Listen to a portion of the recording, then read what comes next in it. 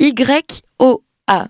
3 lettres comme une signature et une manière bien à elle de faire cohabiter le spleen, l'ironie et la lucidité. Révélation saine aux Victoires de la musique 2025, autrice de La Favorite, premier album remarqué, YOA s'est imposée en quelques années comme une voix singulière de la pop francophone. Une écriture frontale, une vraie réflexion sur la sororité, le désir, la violence, la santé mentale et une énergie scénique qui mêle danse, théâtre et électro.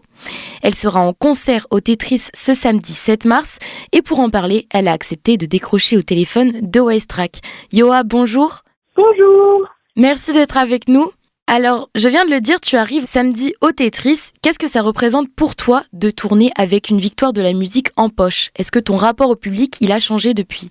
Alors déjà merci beaucoup pour les super gentils mots de présentation, c'est super gentil et franchement moi ça a rien changé à ma vie, enfin ça a changé des choses plus dans le regard des professionnels et ça m'a donné une assurance et une légitimité dans ma tête pour dans les moments où je me sens un peu illégitime de faire ça ou trop chanceuse entre guillemets ou trop privilégiée. Ça m'a donné une légitimité, je pense, de moi à moi, mais ça n'a pas du tout changé mon rapport au public. Je pense que les gens qui viennent me voir en vérité, ils savent même pas que j'ai gagné ça. Donc tant mieux en vrai, franchement, tant mieux.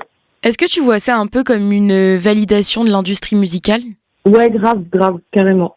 Sur Wikipédia, alors excuse-moi pour la source, mais on peut lire « La Favorite est un film de comédie sombre semi-biographie satirique d'époque américano-irlando-britannique réalisé par Yorgos Lanthimos.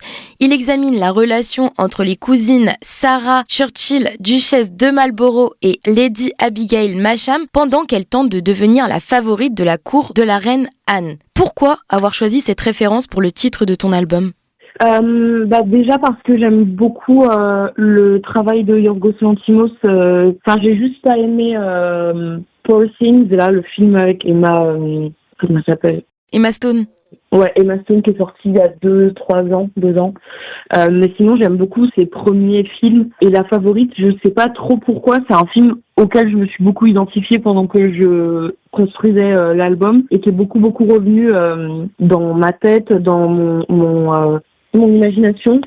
Et je sais pas pourquoi, j'imagine qu'il y a un endroit de moi qui s'identifiait un peu aux 2 personnages principaux, donc le personnage de Rachel Weisz et celui de Emma Stone. Et je crois qu'au début de mon parcours dans l'industrie musicale française, il y a des moments où je me suis sentie un peu sous pression, alors même que voilà, je suis pas connue et je suis pas genre Aya Nakamura, enfin vraiment personne ne me connaît, mais en tout cas dans le début de mon parcours dans l'industrie, je me suis sentie un peu comme potentiellement expulsable à tout moment si j'arrêtais de grimper. Et malheureusement, c'est le but d'une industrie et toutes les industries sont construites comme ça sur des principes de hiérarchisation des talents et des parties qui la peuplent. Mais voilà, je me suis sentie un peu comme ça pendant toute la création de l'album. Donc c'est pour ça que assez naturellement, c'est un jour ma manageuse dans le métro qui m'a dit « mais tu devrais appeler ton album comme ça » et c'est resté. Tu parles beaucoup de la compétition imposée entre les femmes dans l'industrie. À quel moment t'as pris conscience que ça te faisait souffrir ? Dès le début, hein. Franchement, quand on le vit dans le corps, la jalousie. En plus, moi, j'ai beaucoup de chance parce que avant, j'avais jamais été jalouse de ma vie. Je suis pas de nature jalouse en amour ou en amitié. Et l'envie, c'est vraiment des choses qui ça rend parano en fait, ça rend vraiment parano et ça rend fou et ça fait souffrir très vite. Quand on se rend compte qu'on est dans ce genre de considération hyper malsaine vis-à-vis des collègues, ça fait mal très vite quoi. Donc après par contre c'est un travail aussi de choisir de plus écouter ces voix parasites qui nous comparent ou de les écouter. Mais c'est possible de plus les écouter et il y a des choses à mettre en place pour ne plus vivre ce genre de considération hyper triste en fait. Et est-ce que la sororité c'est devenu un geste artistique autant qu'un geste politique pour toi ? Je dirais que c'est forcément un peu des deux parce que la politique vient toujours infuser la création artistique d'une manière ou d'une autre. Donc je dirais que c'est un peu des deux. Et travailler avec Solane sur le morceau Thelma et Louise, est-ce que c'était une manière de justement déjouer tous ces mécanismes de comparaison féminine ? Oui, grave, carrément. On est très contentes toutes les deux parce que c'est une collaboration qui aurait pu paraître. Je pense que c'est une collaboration qui aurait potentiellement pas vu le jour il y a quelques années parce que on était toutes les deux au même moment de nos campagnes albums à ce moment-là. Solane, elle est plus, elle a plus d'abonnés que moi, elle est plus connue que moi, mais on est à peu près au même niveau dans nos carrières. Respectives, j'ai l'impression. Donc on aurait pu, même les labels et tout ça auraient pu plutôt considérer qu'il fallait nous mettre en concurrence et ils nous ont vachement accompagnés dans la chanson. Enfin, le label de Solane nous a beaucoup accompagnés dans la chanson et ça c'est cool, c'est hyper cool. Ton écriture, elle est parfois très crue. Est-ce que il y a une phrase ou plusieurs de ton album qui te fait encore mal aujourd'hui quand tu la chantes ? Ah non, pas du tout. Alors là, non, il y a des phrases qui me cringe, mais sinon, ça me fait jamais mal de chanter ce que j'ai écrit. Tu chantes des choses qui te cringe ? Des trucs que je trouve qui ont mal vieilli. C'est-à-dire ? C'est-à-dire, il y a une chanson sur l'album, par exemple, qui parle d'une relation que j'aime pas du tout. Ça, je la chante jamais parce qu'elle me cringe. Mais je pense que la chanson est quand même bien et elle a le mérite d'exister. Mais moi, je la chanterai plus jamais parce que ça me cringe. Et est-ce que tu penses qu'une femme qui écrit frontalement comme toi, elle est perçue différemment d'un homme qui en ferait autant ? Ouais. Et pourquoi ? Enfin, c'est pas que je pense, c'est qu'on me l'a dit. J'ai déjà discuté avec où j'ai eu des échos de potes à moi qui parlaient avec d'autres mecs musiciens qui leur disaient non mais Yoa c'est dégueulasse ce qu'elle écrit et qui eux écrivent des trucs aussi dégueulasses que moi, sinon plus parce que eux ne le vivent pas comme moi je le vis parce que je me reconnais en tant que femme. Mais oui ça je sais et c'est une grosse surprise d'ailleurs, je le savais pas. Je m'en rendais pas compte. J'en parlais avec un ami chanteur à moi récemment qui me disait que au tout début, il a eu avant de reconnaître que j'avais un talent d'écriture, ses billets misogynes lui avaient surtout empêché d'apprécier ma musique parce qu'il s'était tout de suite dit mais une fille qui dit qu'elle suce, c'est quoi ça, c'est dégueulasse et tout. Donc oui, et ça c'est surprenant mais malheureusement c'est vrai.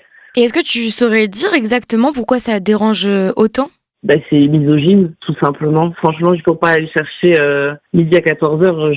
J'invite tout le monde à réécouter Batterie faible de Damso et notamment le dernier morceau qui est juste inaudible, tellement c'est dégueulasse et pourtant personne, j'ai jamais vu un mec dire que c'était dégueulasse. Tous les mecs qui sucent Booba et j'en passe et j'ai jamais entendu un mec dire que Booba c'est dégueulasse alors qu'ils disent 1000 fois pire que moi et qui sont 10 fois plus connus.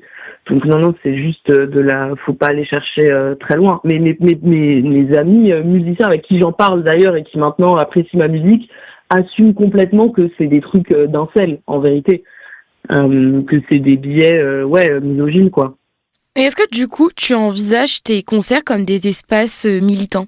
Non, mais je pense que ça le devient forcément par rapport à la musique que je fais et aux gens qui viennent m'écouter de plus en plus. Ça, c'est une vraie victoire par rapport au début de ma carrière, qu'il y a de plus en plus de personnes queer qui... maintenant, mon public, il est composé à presque, je pense, 90% de personnes queer, ce qui me fait vraiment, vraiment plaisir. Donc, je pense forcément, c'est sûr que forcément. Et est-ce que tu ressens une responsabilité face à ton public ? Non, parce que je suis pas leur mère, donc ils font ce qu'ils veulent de mes chansons, en fait, mon public. Mais moi, d'un point de vue de ma dignité et mes exigences politiques à moi, oui, là, j'ai des exigences et j'ai des attentes, mais ça me regarde moi et je pense pas aux gens quand j'écris. Ton album, il parle de l'amour avec un grand A, l'amour de soi, l'amour des amis, le désir. Est-ce que tu trouves que la pop française aujourd'hui, elle manque encore de cette pluralité de façon d'envisager l'amour ? Non, je pense que là, on est dans un moment qui est hyper intéressant pour ça justement et qu'il y a plein de nouvelles... Après, je pense qu'elles sont pas méga connues malheureusement, mais il y a plein de nouveaux visages de la pop française aujourd'hui qui essayent, comme j'essaye de faire moi, de décloisonner les récits hétérocentrés un peu traditionnels. Mais non, je trouve qu'on est plein aujourd'hui à le faire ou à essayer de le faire, mais même des très connus. Je pense à Marguerite, je pense à Ebony. Mes copines, c'est un titre qui rentre facilement dans la tête, qui devient quasiment un hymne. Est-ce que tu pensais qu'un morceau sur l'amitié féminine aurait un tel écho collectif ? Bah moi c'est très gentil de dire ça. Moi je m'en rends pas compte, je pense. Mais bah oui et non. Moi j'ai écrit cette chanson parce que j'avais trop besoin. En plus à ce moment-là dans ma vie, mes amies elles ont été tellement présentes et elles m'ont tellement aidé à survivre quand j'ai écrit la chanson que c'était tout naturel pour moi d'écrire sur ça. Mais encore une fois, je l'ai pas du tout écrit en pensant à ce qu'elle allait devenir ou provoquer chez les gens qui l'écouteraient. Et est-ce que le public havrais doit s'attendre à un moment particulier sur scène ou un moment que toi tu attends tout particulièrement? Franchement, il y a une grosse partie dansée dans le spectacle que moi j'aime beaucoup faire et qui est hyper, enfin que moi j'apprécie beaucoup, que j'aime vraiment beaucoup faire. Mais en vérité, je suis juste super contente de venir chanter au Havre. C'est une ville que j'aime vraiment beaucoup. Je viens souvent en vacances avec ma meilleure amie Lola justement. Donc franchement non, juste j'ai trop hâte de venir chanter. Je suis super contente et voilà. Ben merci beaucoup d'avoir répondu à mes questions, on va devoir s'arrêter là. Je le rappelle, ton concert, c'est Totétrice ce samedi, un live qu'on imagine à la fois intense, physique et profondément incarné. Ton album La Favorite est disponible sur toutes les plateformes et c'est un album que l'équipe de Westrack vous conseille vivement d'aller écouter. Merci beaucoup Yoa. Merci beaucoup.